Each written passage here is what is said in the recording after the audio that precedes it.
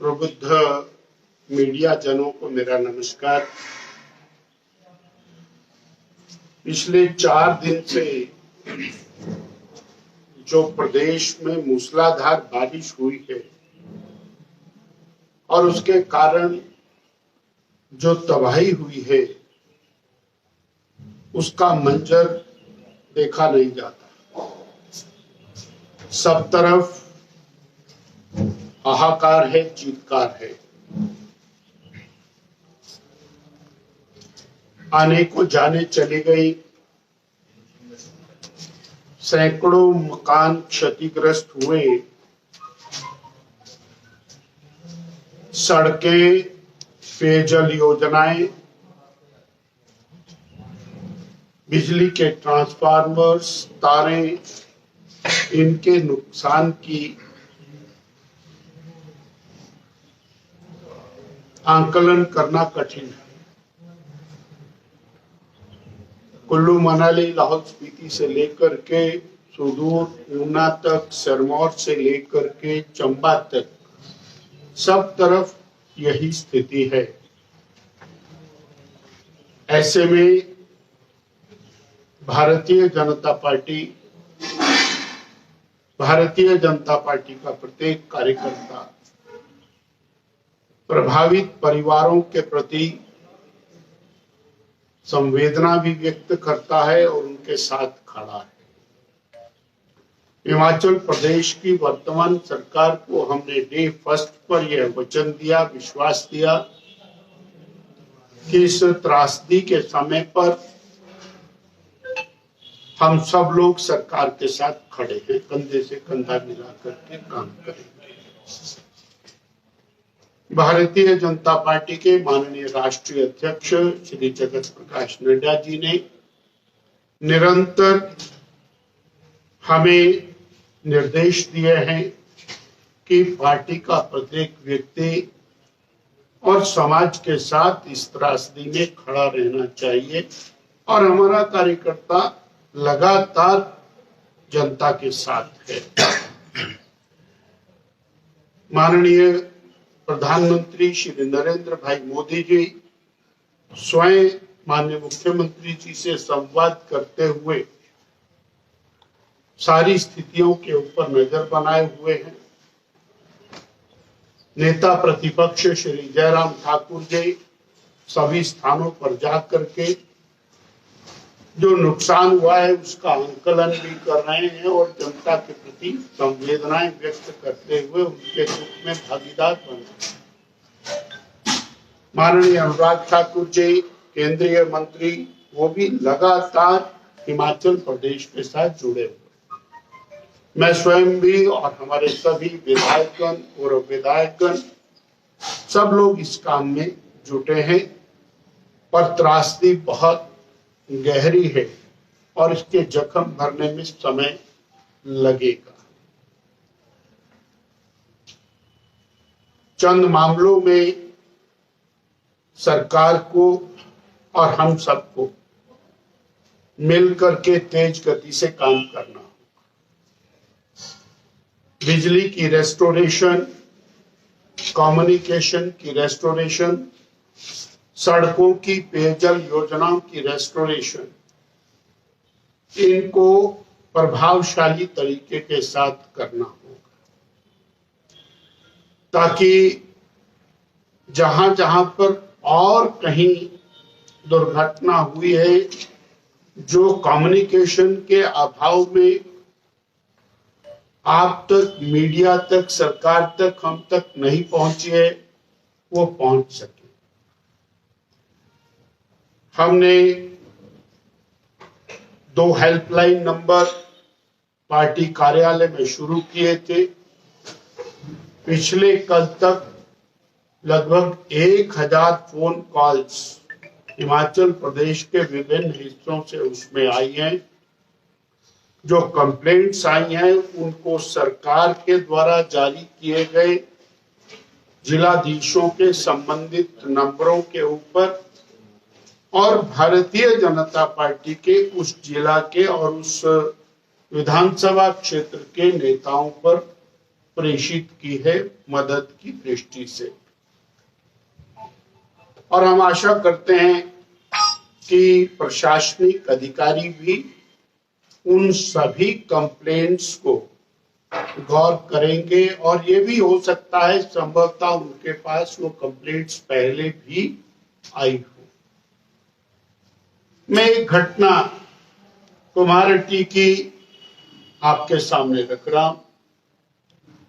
Kumarhatti Nahan road के ऊपर अभी मैं मौके के ऊपर जाकर के आया हूं। मैं फोटोग्राफ्स आपको ट्रांसफर कर सकता हूं।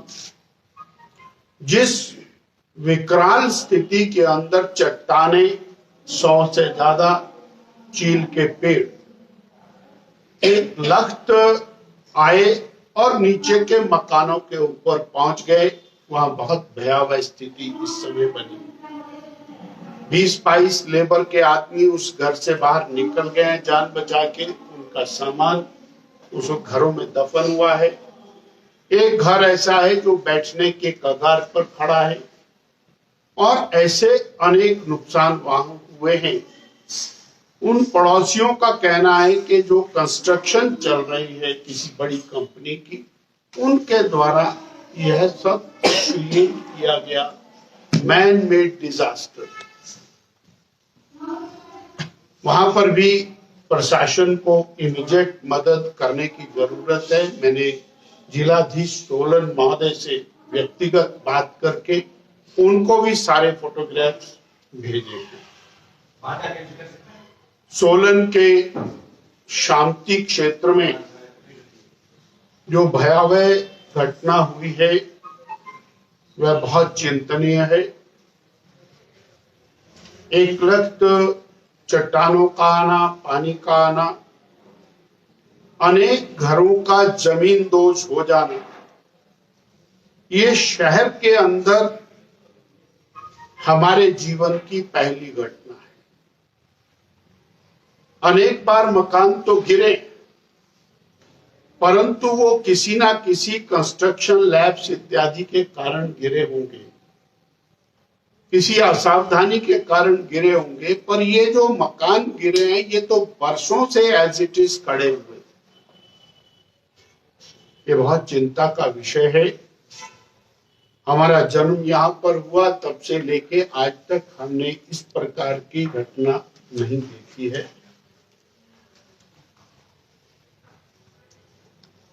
मैंने एक पत्र लिखा है जिलाधीश महोदय को, उसकी कॉपी शाम तक मैं आपको प्रेषित करूंगा। हमारा मानना यह है कि जो शांति में मकानों के बीचों बीच दरार आई है काली माता मंदिर तक, उसके पीछे की वजह मकानों का पानी, उसकी निकासी की व्यवस्था ना होना हो सकता है। क्योंकि मकान बने, ऊपर का पानी नीचे, नीचे का पानी नीचे, सीवरेज व्यवस्था नहीं है, सेप्टिक टैंक्स बने हैं, सेप्टिक टैंक्स के आगे में कुछ सोक पिट बने हैं। हो सकता है वो सोक पिट्स का पानी, सेप्टिक टैंक्स का पानी दरारें आने के कारण वो इलाके को नरम करने में उसकी भूमिका रही हो, परंतु ये शोध का विषय है। और 25 से ज्यादा मकान ऐसे हैं जिनको इवैक्यूएट कराया गया है, खाली किया है, जिनमें भयानक दरारें आई हैं। ये बहुत दुखदायी है। मैं माननीय मुख्यमंत्री जी से आग्रह कर कि इसमें वो व्यक्तिगत रूप से इंटरवीन करे और इन मकानों का जो नुकसान, उसकी विशिष्ट रूप से भरपाई करने का इंतजाम करें। क्योंकि जब आपदा राहत मैनुअल को देखेंगे तो उस मैनुअल के हिसाब से उनको बहुत कम हिस्सा मिल पाएगा, और ऐसे में जब तक विशिष्ट राहत वो नहीं देंगे तो ये लोग अपने पैरों पर खड़ा नहीं हो पाएंगे। पूरे जीवन की जमा पूंजी उन्होंने मकानात के ऊपर लगाई है, जो अभी रिफ्यूजी हो गए हैं अपने घरों के होते हुए भी, और वो घरों से बाहर हुए हैं। ये कष्टदायक है। हम सब सोलन के भाई बहन उनके दुख में उनके साथ खड़े हैं। मैं अभी मौके पर भी जाऊंगा और अपनी ओर से क्या किस प्रकार वहां सहयोग हो सकता है उसकी भी सब लोग मिलकर के चिंता करेंगे। पर ये बड़ी और दुखदाई घटना सोलन में हुई है, ऐसा हमारा मानना है। डॉक्टर साहब, जो प्रदेश में नुकसान हुआ है, केंद्र से कोई राहत की मांग की है? भारतीय जनता पार्टी की श्री नरेंद्र भाई मोदी के नेतृत्व में चल रही केंद्र की सरकार हिमाचल प्रदेश को पूरी तरह अपना प्रदेश मान करके चलती है। आज ही नहीं, अटल जी के समय से लेकर लगातार जो सहायता हिमाचल प्रदेश को मिलती आई है वो अपेक्षा से हमेशा अधिक मिली और अब भी किसी प्रकार की कमी केंद्र की तरफ से प्रदेश के लिए नहीं रहने वाली है। प्रदेश सरकार मुस्तैदी के साथ आगे बढ़े, राहत के कार्यों को आगे करे, ऐसा हमारा कहना है। डॉक्टर साहब, जो ये नाहन रोड का जिक्र आपने किया है, वहाँ पर जो लोग हैं वो ये कह रहे हैं कि ये बहुत ज़्यादा डीप कटिंग हो गई है, ऊपर जो बन रहे हैं फ्लैट्स वगैरह, तो 2-3 साल पहले उसका काम चला था।